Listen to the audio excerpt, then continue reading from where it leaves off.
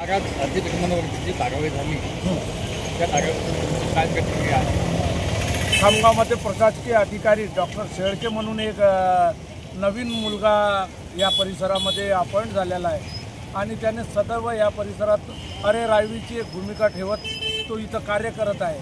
आज त्यांनी मागेही खूप या अनेक ठिकाणी अतिक्रमणांवर आणि जनसामान्य लोकांना खूप मानसिक त्रास आहे त्यांचा आणि त्यांनी काही राजकारणी द्वेषपोटापणा काही म्हणा एवढ्या लोकांना बेरोजगार केलं, एवढ्या लोकांना त्यांनी आपल्या पोट पाण्यापासून उठवलं। आम्हाला कोणतीही पूर्ण सूचना दिली नाही आणि ते म्हणतात आम्ही भोंगा फिरवला।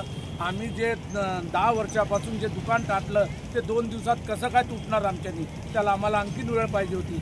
आम्ही ते व्यवस्थित आमचं सामान काढलं असतं, पण लोकप्रतिनिधी आमदार खासदार जेही असतील या परिसरात नेता लोक तर कोणीही त्या माणसाशी बोलायला तयार नाही, त्या साहेबासमोर बोलायला तयार नाही।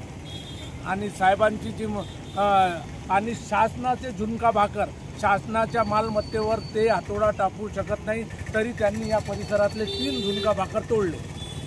माझं स्वतःचं झुणका भाकर त्यांनी पाडलं, आपण पाहू शकता स्लॅब पूर्ण पक्क होतं, त्यांनी झुणका भाकर पाडलं आणि शासनाचं आजपर्यंत किती वेळा तरी अतिक्रमण आलं पण कधी झुणका भाकर पाडण्यात आला नाही।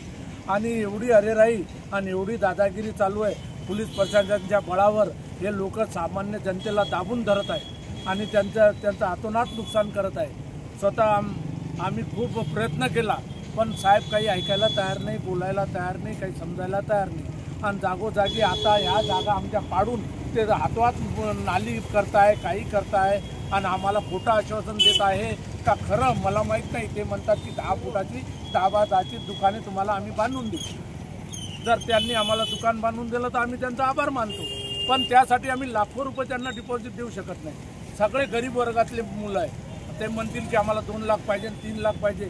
ही परिस्थिती कशी झाली? त्यांनी कुठं बनवले दुकानं? नाही, खामगावमध्ये काही टपऱ्याचे दुकानं बनवले आणि त्यांनी 4-4, 5-5 लाखाला विकले।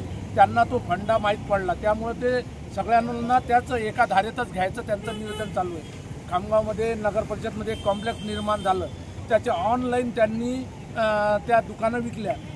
ती दुकान 7.5 ला 8 लाखात चालली, तीच दुकान 9 वाजता 17 लाखात गेली। परस्पर यांचेच लोक सारे होते ऑनलाईनवर बसलेले, त्यांनी त्या दुकानं बुक केल्या आणि ऑनलाईनमध्ये डबल भावात विकल्या। तर साधारण गरीब माणूस ही दुकान कशी काय घेणार महाराज? तर मी या सगळ्या गरीब जनतेसोबत आहे आणि मी यांच्यासाठी मी कालपासून झटत आहे। माझा उद्देश हाच आहे की या लोकांना रोजगारपासून यांनी काही ना काही चांगली सुविधा करून द्यावी। तुमचं म्हणणं आहे छोट्या मोठ्या व्यापाऱ्यांचं याच्यामध्ये नुकसान झालं? भरपूर नुकसान, म्हणजे त्यांचे परिवार, त्यांनी बचत गट काढले, कर्ज काढले, मोबाईल बँका काढले, नाही तिथून पैसा आणला, बायकोचं सोनं विकलं लोकांनी।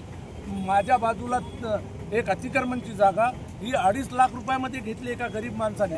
आज त्याचं ते पूर्ण केलं, 2.5 लाखाची जागाही गेली आणि ती त्याची दुकानही गेली। बरं, जे दुकान जेसीबीने तोडण्यात आले त्याची काय अंदाजे किंमत असू शकते? प्रत्येक दुकानाची किंमत साधारण कोणी तर एवढे चांगल्या दुकानं होते की 1.5-2 लाखाच्या दुकानं होते पूर्ण डेकोरेशन केलेलं। त्याच्यात ऑनलाईन हे सगळे कार्य चालत होते आणि जनसामान्याचेही कामं चालत होते। आणि ही परिस्थिती त्यांनी कोर्टाच्या केलाइंदीच्या गल्लीमध्ये पूर्ण ऑनलाईनचे सेंटर्स होते, त्या सगळ्यांना पूर्ण गावातच एक। आणि तुम्हाला आश्चर्य वाटेल, जे मालकीचे घरं आहे, मालकीचे कॉम्प्लेक्स आहे, त्याचेही त्यांनी समोरचे 3 तोडले, सोबत त्यांचे शटर पण तोडले। असं का जलम नाक्यावर एक प्रकरण आहे, अग्रवालांचं घर आहे, त्यांनी दोन्ही शटर तोडून टाकले मालकी हक्काचं घर असल्यावर।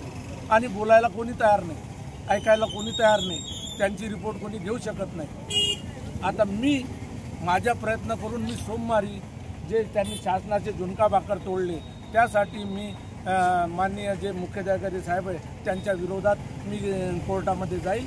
पहिले खामगाव पाहिल, नंतर मी हायकोर्टात जाईल आणि त्यांच्या